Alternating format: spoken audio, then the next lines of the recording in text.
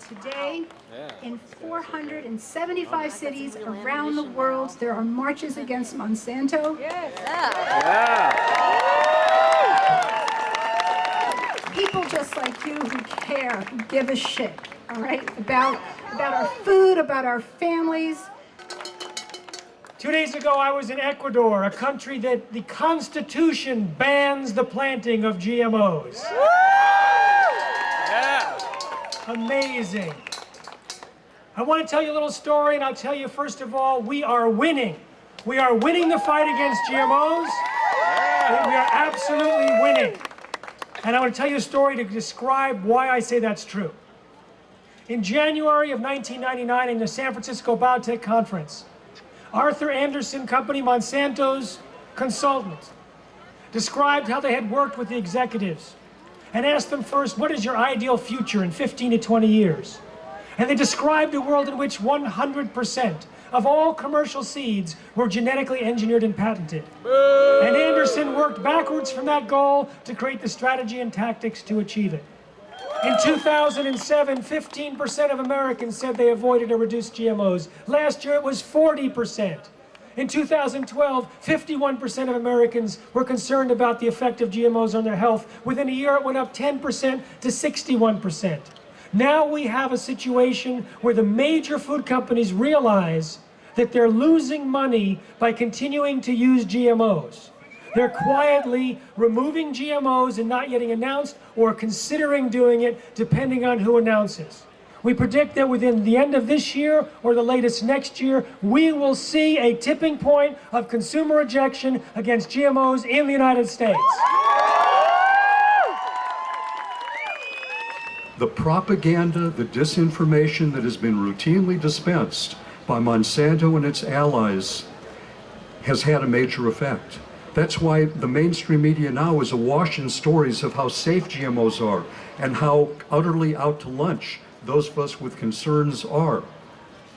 That's based on disinformation and people not even understanding the facts, not even understanding what's in the published scientific literature, not understanding, as Jeffrey noted, that the lawsuit that I initiated enforcing the files from the FDA showed that the FDA's own scientists on its biotechnology task force overwhelmingly concluded that genetic engineering is different than traditional breeding, that the foods it creates pose unique risks, that each one of them has to be carefully safety tested before it's let on the market. They were speaking as scientists. Also, by law, the FDA is required to have these foods tested. That's our law. We have very strong food safety laws in our country, but the FDA flagrantly violated them in order to support GMOs and let them out onto the market without the requirement for a smidgen of testing. So they're on this market contrary to sound science and illegally. As I speak, every genetically engineered food on the market in the United States today was put there illegally, and it is still there illegally. And people have to be awakened to this. Our laws have been violated. So it's not just that these foods should have been labeled, they shouldn't be on the market in the first place. And really, my feeling is, yes, if you're working for labeling, that's good, and it's done a lot of good and raised education. But if you want to go for a complete ban, you're within your rights. And my book advocates for a complete ban of GMOs. Okay, thank you very much. If it's so safe, I'm gonna put it on the label. You know, it'll never end up on my kitchen table. Independent smokers ain't got nothing on me. Certified organic as I can be. Roundup blues, Roundup blues. All these glyphosates are being abused. Roundup blues, Roundup blues. There's a move to permaculture. Have you heard the news? I'm going back to the source, the ways of the earth.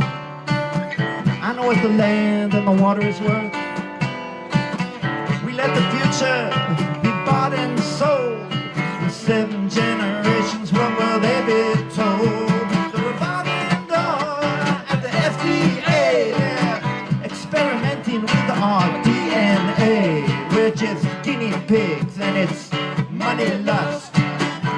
So much for the public trust. Roundup blues, roundup blues. No, there's really too much to lose. Roundup blues, roundup blues. We've got a right to know what's in our food. We need to take the immense energy that is here today and focus it. Focus it on winning concrete policies that will truly protect our environment and protect our health. We need to take the growing awareness of GMO foods and direct it on our legislators in Albany. Because GMO labeling legislation is not just about protecting ourselves and our environment, it's about making Monsanto answer for what they're putting in our foods. The bottom line is that Monsanto has too much power over our food system, dictating what we eat, how it's produced, and how it's sold. And right now, New Yorkers have an unparalleled opportunity to strike a decisive blow on this issue. We have an unprecedented number of Assembly members in support of this GMO labeling legislation. This is the tipping point. We need to make ourselves heard by our Assembly members. We may be outspent, but our voices cannot be silenced. Is a food war, me a fight, and me must win. Is a food war, me a fight. What? You think it's all the while you get dumpling? Is a food war, no more starving. The man with the most food, he must win. Till it some more, till it sell some more from Augustown. Me hear the lion roar, so me full up the food basket, take it to the market, strictly organic. So the Rastaman plant it, so me plant it, and so me yant it. To be forewarned is to be forearmed. Get yourself a farm. March against Monsanto. Say burn Monsanto. Say burn Monsanto. Give me the track now, brother. Give me the next track. These trade agreements have been negotiated in secret. TPP for 5 years, TTIP more recently. TPP is a free trade agreement with 12 countries in the Asia Pacific, in the Pacific Rim. TTIP is a trade agreement with the US and all of Europe. These trade agreements are being negotiated in secret. Our members of Congress haven't even been granted access to the text of these agreements outside of a closed door situation where they can go into a room, aren't allowed to take notes, aren't allowed to bring their staff unless they have security clearance, and are sworn to secrecy about what they read. We, the people, have zero access to the negotiating text of these agreements. But who does have access to the negotiating text of these agreements? Anyone want to guess? Corporations. 500 corporate advisors from people like CropLife, the industry lobby group for Monsanto.